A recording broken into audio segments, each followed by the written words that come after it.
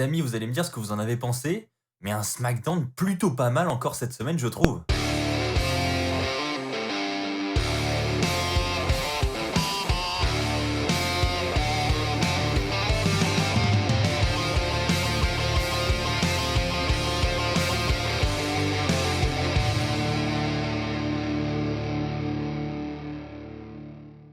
Bonjour à toutes et à tous les amis, c'est Axel de la chaîne YouTube WWE Fan France. On se retrouve pour la review du SmackDown de cette semaine avec, comme je l'ai dit en intro, franchement un SmackDown pas mal. Il y a des choses à éliminer, on va le voir, mais globalement c'était quand même plutôt divertissant. Moi j'ai passé un bon moment devant le show. C'est parti pour la review. Le show va commencer avec un segment pour le titre intercontinental. Corey Graves nous accueille au milieu du ring alors que le ring est entouré d'échelles et on assiste à un speech entre AJ Styles, Jeff Hardy et Sami Zayn, puisque je vous rappelle que les trois vont s'affronter à Clash of Champions. Et donc, comme chaque semaine, on a le droit à un clash verbal entre les trois. Il y a AJ Styles qui va dire à Jeff Hardy qu'il a volé le titre, qu'il a triché. Sami Zayn va dire qu'il est toujours champion. Jeff Hardy va dire à Sami Zayn de fermer sa gueule.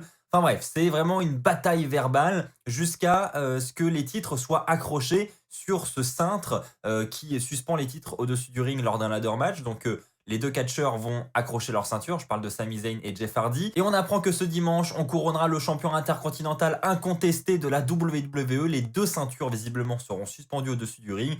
Et c'est le catcheur qui décrochera les deux qui sera officiellement le champion intercontinental. Donc on va avoir les ceintures, comme je l'ai dit, qui vont être suspendues au-dessus du ring.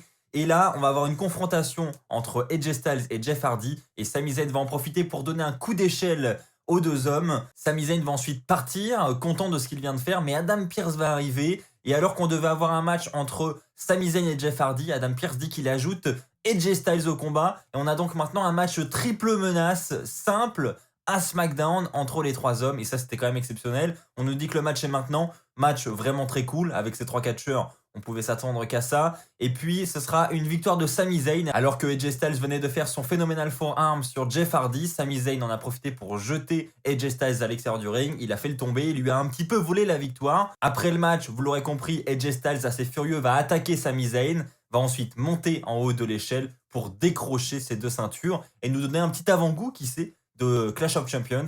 Est-ce que ce sera AJ Styles qui repartira avec les ceintures? Quoi qu'il en soit, j'ai trouvé vraiment le match sympa. Le segment était lui aussi bien raconté. Ça donne vraiment envie d'être ce dimanche pour vivre ce ladder match. Donc je pense que là, de ce côté-là, la WWE a plutôt bien joué. C'est une belle rivalité. Je vais maintenant faire un rapide point sur Otis et le Miz, puisqu'on a eu le droit à une petite confrontation en coulisses. Ça a été très rapide. Donc on a Otis qui se fait interviewer. On lui demande s'il a pris sa décision pour sa mallette, mais il se fera rapidement couper par The Miz et John Morrison qui vont venir se foutre de sa gueule littéralement. Ils vont tout simplement dire qu'ils vont mettre plein de factures sur le dos de Otis, des factures qu'il ne pourra pas payer. Donc Otis se retrouvera à donner encore plus que ce qu'il devait donner à la base, à savoir sa mallette. Il va se retrouver surendetté. Et donc en gros, le Miz et Morrison donnent un petit conseil à Otis, c'est de donner sa mallette.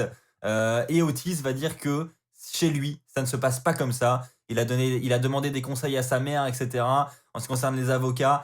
Et il dit que chez lui, il a toujours appris un truc, c'est qu'il règle les choses dans le ring. Et c'est comme ça qu'il les règle. Et ensuite, il va attaquer The Miz et Morrison. Donc lui, il est clair, Otis, il ne fait pas appel aux avocats, etc. Lui, il règle les choses avec les mains. Et donc, la baston va éclater en coulisses. Mais malheureusement, les officiels vont ensuite intervenir pour séparer Otis, le Miz et Morrison. Et donc, on n'aura pas de réponse cette semaine, alors qu'on nous avait promis une réponse pour la mallette cette semaine. Visiblement, il va falloir attendre encore un petit peu. Bon, alors je vous l'ai dit, un très petit segment cette semaine, mais bon, c'était assez cool. Et puis, c'est peut-être pas plus mal aussi qu'il fasse durer ça un petit peu sur le long terme pour qu'on ait un petit peu de suspense et que, en tant que fan, on en attende encore plus de cette histoire, qu'on a tous envie de savoir, je pense, ce qu'il en est de cette mallette. Donc là-dessus, il nous tient en haleine et c'est une plutôt bonne idée, je trouve. On a ensuite un rapide segment de Bayley. Alors, il n'y a pas grand-chose, mais je tenais à en parler quand même. Donc, Bayley va arriver. On va voir un clip qui récapitule un petit peu ce qui s'est passé entre elle et Sasha Banks. Bayley va ensuite rigoler et dire qu'elle pourrait regarder ce clip pendant des heures. Mais aujourd'hui, elle doit se concentrer sur son nouveau challenge, à savoir un Nikki Cross. Elle va dire que les rumeurs disent que Bayley a beaucoup plus de chances de perdre son match de championnat maintenant que Sasha Banks n'est plus à ses côtés. Mais Bayley nous demande mais pourquoi Sasha Banks n'est plus à ses côtés. Donc il suffit de regarder ça pour savoir ce que Bayley va faire à Nikki Cross ce dimanche. En gros, Bayley cette semaine prend vraiment l'avantage psychologique dans toute cette rivalité. On n'a pas de Sasha Banks, donc pas d'intervention, rien, vraiment simplement un speech de Bayley. Et donc toujours autant de questions qui se posent. Est-ce que Sasha Banks va être apte pour intervenir à Clash of Champions? Est-ce que c'est Alexa Bliss qui va intervenir dans le match de championnat? Bref, quoi qu'il en soit, je pense qu'on est tous d'accord d'une chose, c'est que ce match de championnat à Clash of Champions risque de ne pas se terminer de manière très cool. Les amis, nous allons maintenant parler évidemment de la rivalité entre Roman Reigns et Jey Uso, rivalité pour le titre universel, match qui aura lieu à Clash of Champions ce dimanche également. Et donc là, on a des segments vraiment très intéressants, là ça s'intensifie réellement. Donc premièrement, on va voir Jey Uso qui va venir dans le ring, qui va demander à Roman Reigns de venir sur le ring, il voulait le confronter tout simplement. Et on va avoir des images de Roman Reigns et Paul Heyman en coulisses sur un canapé, mais ils vont tout simplement refuser de venir.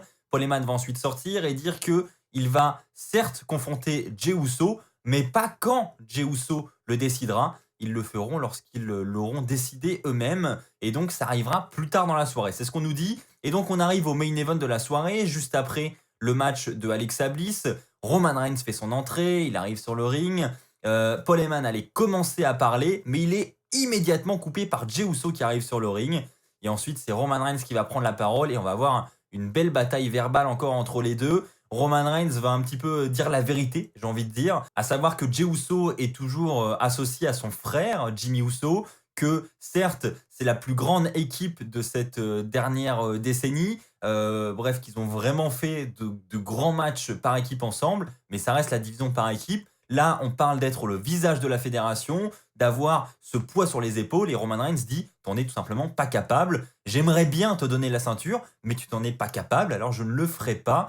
Voilà, ensuite, Roman Reigns, après avoir dit ça, va se diriger sur la rampe, va repartir en coulisses. Et Jey Uso va répondre, il va tenter le truc. Il va ensuite, à son tour, retourner sur la rampe pour partir en coulisses. Et là, il va se faire attaquer par Roman Reigns. Superman Punch sur la rampe. Et on voit Roman Reigns qui, une fois de plus, change de visage, vient mettre la ceinture devant le nez de Jey Uso qui est KO par terre. Et voilà, il lui fait comprendre que à Clash of Champions, il va repartir champion universel. C'est comme ça, famille ou pas famille, il est le visage de la fédération. Il tient à nourrir sa famille et pour ça, il doit rester champion. Donc, il n'y aura pas de pitié pour son cousin. Franchement, je suis content que cette rivalité passe le cran supérieur et qu'on ait enfin de la violence physique entre les deux, même s'ils sont cousins, même si, même si c'est la famille. Je préfère ça plutôt que les sourires, les hugs qu'on avait les semaines précédentes. Là, on rentre dans l'action. On voit que le match va vraiment être très corsé à Clash of Champions. Et ça, c'est vraiment cool, je trouve. Maintenant, passons au flop de la soirée.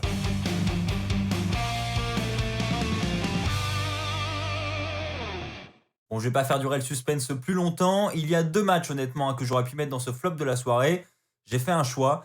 Je vais mettre le Matt Riddle contre Baron Corbin. Alors voilà, Corbin fait son entrée, il se fait attaquer par Matt Riddle. Et ensuite, King Corbin, avec son End of Days, durant le match, va battre Matt Riddle. Et voilà, on a un match comme ça qui sort un peu de nulle part. Et en fait, pourquoi je le mets en flop de la soirée? Parce que déjà, d'un point de vue personnel, je ne l'ai pas aimé. Et puis, en plus de ça, Matt Riddle, le pauvre, quoi. J'en ai déjà parlé à de nombreuses reprises, mais c'est vrai que j'aimerais que Matt Riddle ait un programme beaucoup plus intéressant du côté de SmackDown. Et là, franchement, c'est clairement un talent de gâché. Et voilà, je comprends pas pourquoi on a ce genre de segment encore chaque semaine à SmackDown. Et donc oui, un match que j'aurais pu mettre dans le même panier, c'est le match entre Grand Metalik et Shinsuke Nakamura. Voilà, même si là, il y a un peu plus de cohérence parce qu'on a un match qui est prévu à Clash of Champions entre la Lucha House Party et Nakamura Cesaro pour les titres par équipe. Mais bon, on va pas se mentir, sur le papier, c'est quand même pas hyper alléchant. Et voilà, niveau division par équipe, de toute façon, hein, pour ceux qui me connaissent, vous le savez, c'est un peu compliqué en ce moment. J'aimerais bien voir d'autres choses, de nouvelles équipes arriver. Là, c'est toujours pareil et du coup, j'en ai marre. Donc, voilà, flop de la soirée. Allez, terminons sur des choses positives. Parlons du top de la soirée.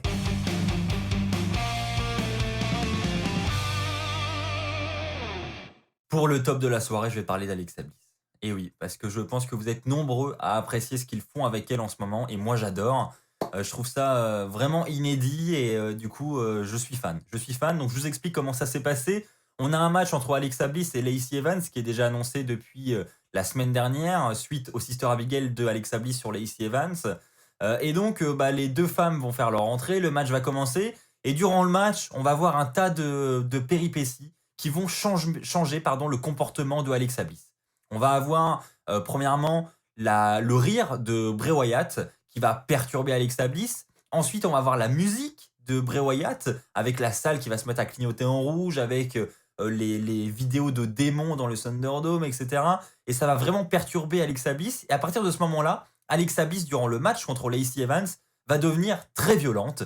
Elle va s'acharner contre Lacey Evans au point de se faire disqualifier parce que oui, elle était en train de tabasser Lacey Evans violemment dans les cordes alors que l'arbitre était en train de faire le compte. Elle devait lâcher Lacey Evans avant le compte de 5, ce qu'elle n'a pas fait. Et donc, elle s'est fait disqualifier, mais elle en avait rien à faire. Après le match, elle a été à l'extérieur du ring avec Lacey Evans. Elle lui a refait exactement la même chose que la semaine dernière. On a l'impression de revivre le spot, à savoir le Sister Abigail sur Lacey Evans sur les tapis du ring à l'extérieur.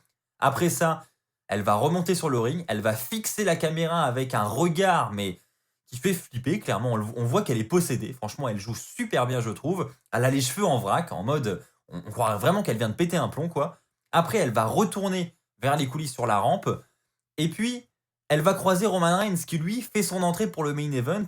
Et là, quelque chose de très surprenant encore et très bizarre, c'est que, alors que Roman Reigns rentre et fait pas attention à Alexa Bliss en passant, Alexa Bliss, elle, va s'arrêter derrière Roman Reigns, va se retourner et elle va le fixer avec des yeux mais qui font flipper. Ah ouais, on va pas se mentir, ce regard, il est très froid, il fait vraiment peur. Et donc, du coup, on se dit, qu'est-ce qu'elle a contre Roman Reigns? Est-ce que le Finn aurait encore un lien avec Roman Reigns? Est-ce que le Finn voudrait se venger sur Roman Reigns? Et du coup, Alexa Bliss voudrait à son tour, puisqu'elle est possédée par le Finn, se venger sur Roman Reigns. Enfin, c'est très bizarre. Elle va le fixer pendant, sans exagérer, au moins 1 minute ou 2 avant de partir complètement. Mais même en partant, elle ne le lâche pas des yeux. Et voilà, franchement, c'est un programme vraiment excellent, je trouve. On a plein de questions qui se posent autour de Alexa Bliss. On ne sait pas ce qui se passe, mais franchement, ce lien avec Bray Wyatt, avec le Finn, je trouve ça excellent et je tenais absolument à le mettre en top de la soirée parce que moi, ça a été mon kiff de ce SmackDown. Voilà les amis, partagez vous aussi votre avis en ce qui concerne Alexa Bliss et en ce qui concerne le reste du show dans les commentaires, c'est fait pour ça. J'attends vos avis en masse dans les commentaires. On se retrouve donc très bientôt, très probablement demain ou après-demain pour la review de Clash of Champions. D'ici là, portez-vous bien. Et puis, comme d'habitude, n'oubliez pas le pouce bleu, n'oubliez pas de vous abonner et n'oubliez pas surtout d'être très très fier d'être fan de catch. Allez, bye tout le monde!